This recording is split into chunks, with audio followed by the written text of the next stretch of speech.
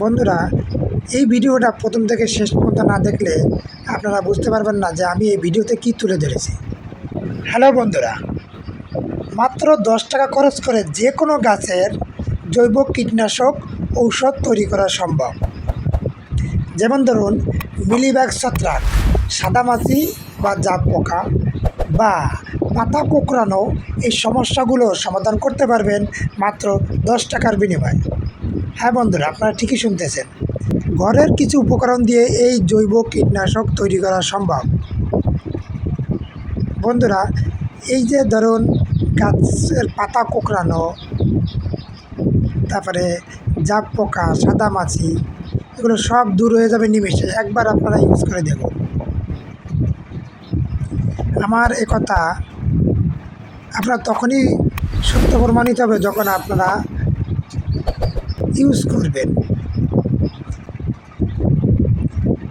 দেখুন বন্ধুরা, আমার গাছে আপনার ফুল ধরেছে। এটা হচ্ছে নাগা মরিচ বা বোম্বাই মরিচ বলে অনেকে, কিন্তু দেখেন পাতাটা একটু কীরকম, মানে তেমন সতেজ নয়। তাই আমি ঘরোয়া উপকরণ দিয়ে, যেমন ধরুন হলুদ 1 চামচ, মরিচ 1 চামচ এবং আপনার গুঁড়া পাউডার অর্থাৎ সার্ফ এক্সেল বা যে কোনো পাউডার 1 লিটার পানিতে মিশিয়ে ভালো করে ঘুটে এটাকে আপনার কীটনাশক বানিয়ে নিতে হবে। তারপরে বোতলে ভরে, বোতলে ভরে ভালোভাবে স্প্রে করে দিতে হবে। যেটা আমি করেছি, আপনারা একবার ইউজ করে দেখুন। যে আমি আশা করব এটা ইউজ করলে ইনশাল্লাহ অনেক সুফল পাবেন। বন্ধুরা, যদি আপনাদের কাছে ভিডিওটা ভালো লেগে থাকে তাহলে লাইক এবং শেয়ার করবেন এবং চ্যানেলটিকে সাবস্ক্রাইব করে রাখবেন এবং কমেন্টে জানাবেন কে কোথা থেকে দেখছেন। এতে করে আমি বুঝতে পারবো যে আমার ভিডিওটা কোথা থেকে দেখছেন। পরের ভিডিওতে আমি তার রিপ্লাইটা ভিডিওতে জানিয়ে দেব। হ্যাঁ বন্ধুরা, সবাই নিজের প্রতি নিজে খেয়াল রাখবেন।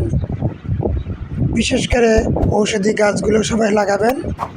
গাছ লাগাবেন, পরিবেশ বাঁচাবেন। বর্তমানে আমাদের দেশে মানুষ গাছ লাগানো ভুলেই গেছে। ঢাকা শহরে যারা থাকেন তারা চেষ্টা করবেন যে বেলকনিতে গাছ লাগানোর, তাহলে পরিবেশ, আপনার বাড়ির পরিবেশ অনেক ভালো থাকবে। বিশেষ করে আমি সবাইকে বলবো যে তুলসী পাতা গাছ লাগাবেন, কেননা এটা ঠান্ডার সময় নিজের উপকার, বাচ্চাদের জন্য উপকার। যে চা বানিয়ে খাওয়া যায় বা রস শেষে রস বের করে খেলে ঠান্ডা কাশি ভালো হয়। তো সবাইকে আমি রিকোয়েস্ট করব যে অন্তত 1টা করে তুলসী গাছ লাগান, যাতে করে আপনাদের উপকার হবে এবং ঘ্রাণটা অনেক ভালো।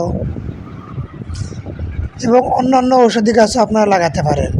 ভিডিওটা দেখার জন্য সবাইকে ধন্যবাদ।